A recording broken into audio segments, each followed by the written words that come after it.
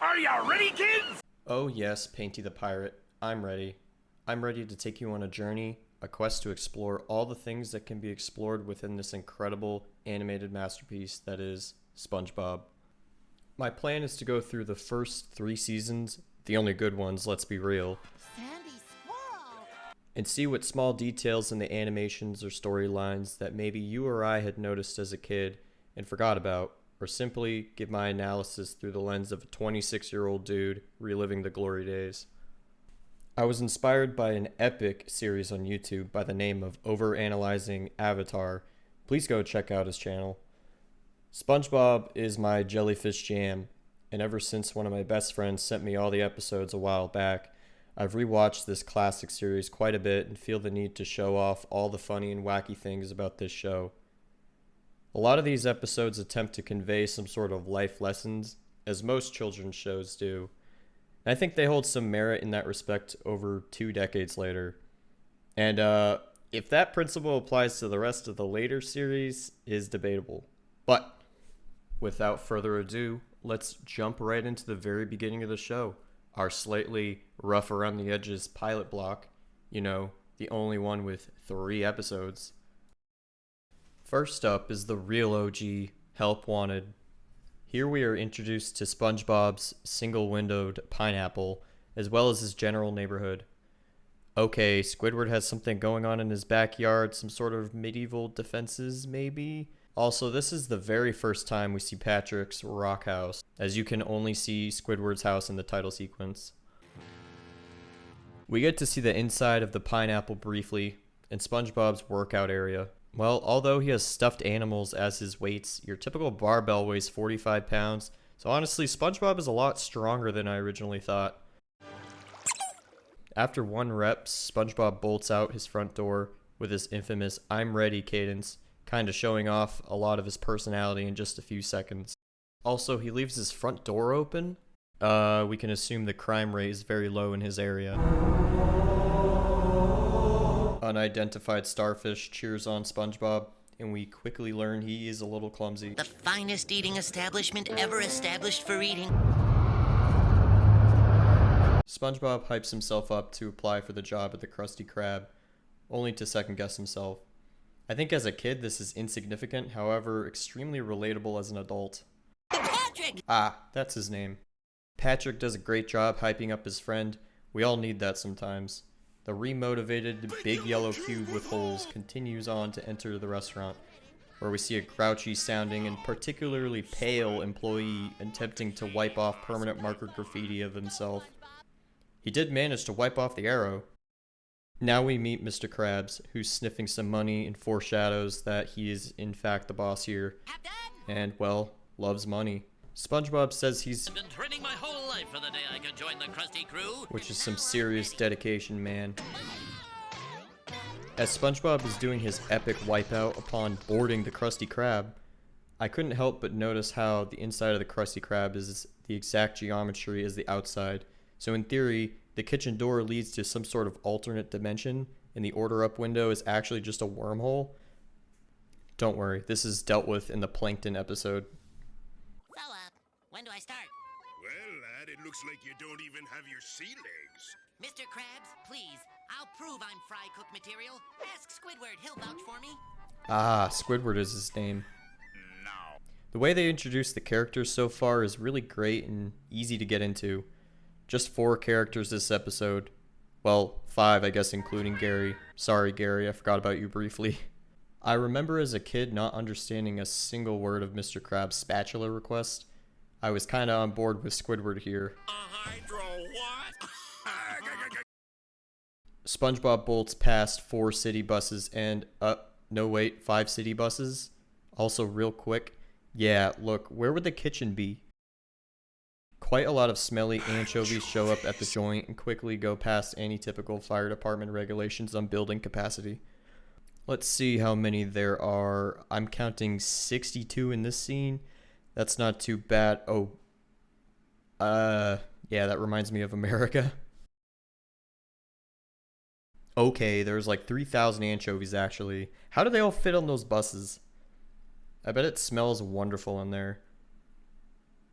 While Squidward and Mr. Krabs fight for their life, SpongeBob is seen shopping at the bargain mart. Mr. Krabs butt cramps, and then SpongeBob comes flying in to save the day. Like, imagine a grocery store where you can buy such an item as the hydrodynamic spatula with port and starboard attachments and Turbo drive! SpongeBob crosses through the kitchen portal and begins to whip up a few Krabby Patties. Also, the theme song here is Living in the Sunlight by a character named Tiny Tim. And I didn't really know much about this guy, but I don't know what to say. Go watch a documentary on him. Dude, I don't know if those are cooking fully. Maybe this is to simulate an actual fast food restaurant.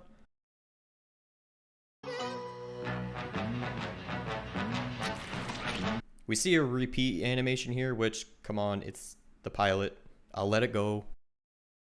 The anchovies are fed, and an unimaginable feat of The finest fast foodsmanship I've ever seen! Welcome aboard! Ah! There's our very first detailed frame of the series. Mr. Krabs heads to his quarters, which I guess is on the opposite side of the restaurant, out of frame. Poor Patrick. This pilot episode is great in so many ways. In just 8 minutes, we get Sea legs! an overall feel for the characters and their personalities. The animations are actually pretty much how the rest of the show ends up looking, other than maybe Squidward's cold, clammy skin and Mr. Krabs' salmon-colored eyelids. The anchovies don't really make a return in mass volumes like this ever again, other than, I guess, in the Kevin episode. Also, I'm pretty sure Finding Nemo ripped off this gag with the seagulls going, mine. Alright, up next we got Reef Blower, the mysterious concept episode involving zero dialogue. Also, Squidward took down his medieval defenses. We learn that Squidward is the owner of the Easter Island house, and he's darn proud of it. Look at that lawn. This scene is so funny. I actually know the struggle here when your neighbor's yard is spotless and you find leaves or scallops in your yard. In fact, my other neighbor doesn't even live at his house, so his yard is always a disaster. I've even thrown twigs and stuff into his yard before, but don't tell him. Yeah, most of his debris blows my way. Anyways, I think this episode kind of just sums up my life currently.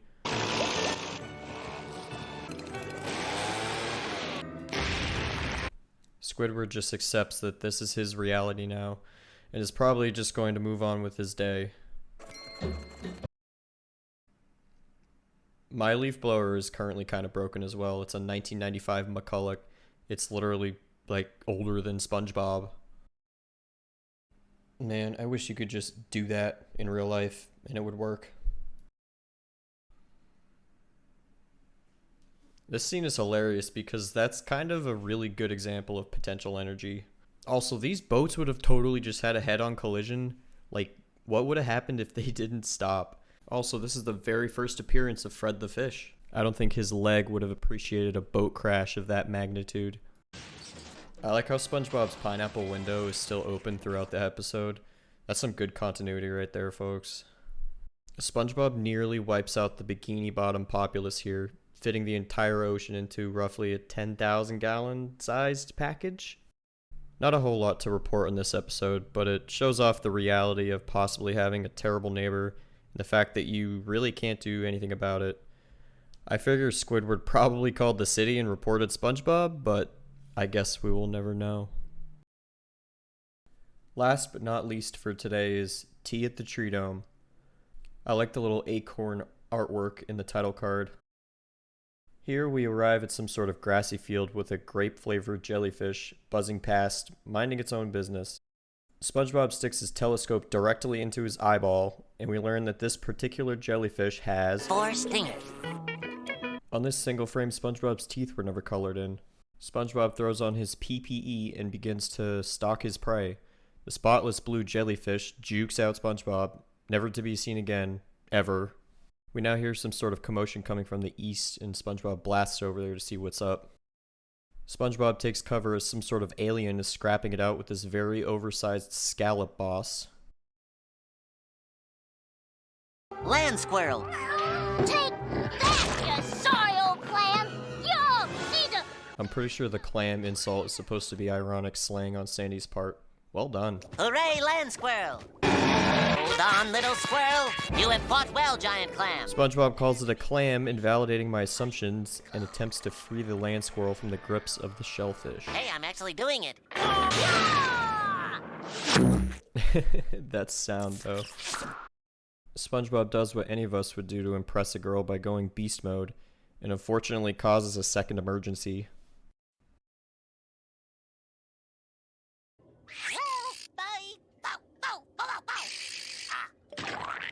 So, what's your name? Ah, man, what an icebreaker. You gotta give SpongeBob some props here for fully sending it and then accepting his emasculation like a champ. Sandy? We learn Land Squirrel's name is Sandy and has some sort of southern accent, and is particularly good at karate.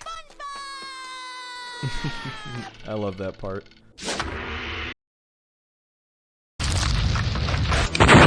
Okay, I genuinely feel bad for SpongeBob right now. Like, how can you match that? Sandy explains what her glass helmet is, which is full of air so she can breathe. SpongeBob kind of changes up his strats here and claims he likes air too, despite being a sea creature. Sandy definitely picks up on this, but invites him over to her house anyways. SpongeBob knows there's no going back now. He consults with Patrick in his infinite wisdom, suggests that she puts on airs. Do you mean she puts on airs? I actually didn't even know this was a real phrase after all these years. Look. Yup, Patrick is smarter than me. That's just fancy talk. If you want to be fancy, hold your pinky up like this. The fancy piano in the background just makes this interaction perfect.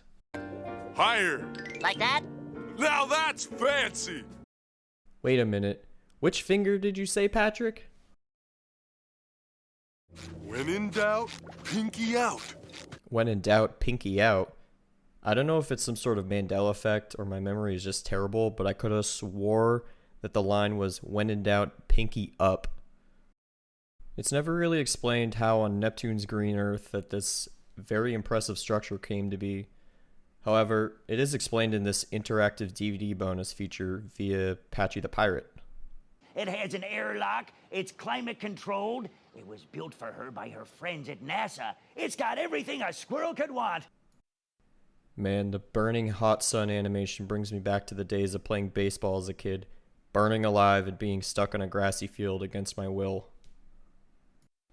SpongeBob immediately fixates on the bird bath, obviously willing to ignore any diseases he might absorb from that stagnant, stanky water. This dome is made of the strongest polyurethane. That's a fancy name for plastic. Hey look, children's show actually teaches us a useful fact about the real world. Pinky! Oh, now he's down to only one pinky. How is SpongeBob sweating right now? The crazy things the body does during fight or flight. You just lost that pinky! They'll live much, much longer in a vase full of ice, cold water. Man, the sensory overload in this episode is bar none. First we get blasted by virtual UV rays, and now I'm really thirsty. Oh, there's the cookies. Be right back. Bruh, scorching hot cookies would be the worst thing imaginable in SpongeBob's situation right now. Pinky! Pinky!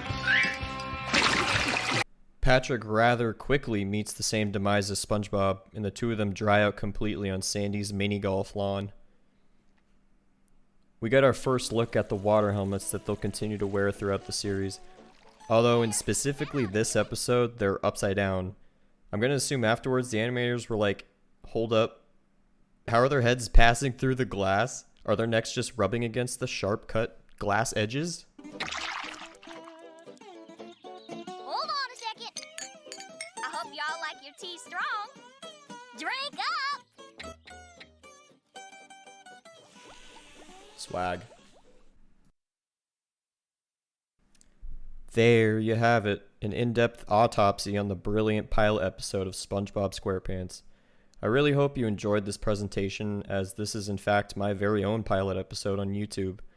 I'm sorry the resolution is so crappy, these are just the only video files I have right now. I'm doing this by the seat of my pants completely, and if you enjoyed, please come back again soon as I plan to continue this series. putting my all-time favorite show under the microscope. Spongetopsy shall return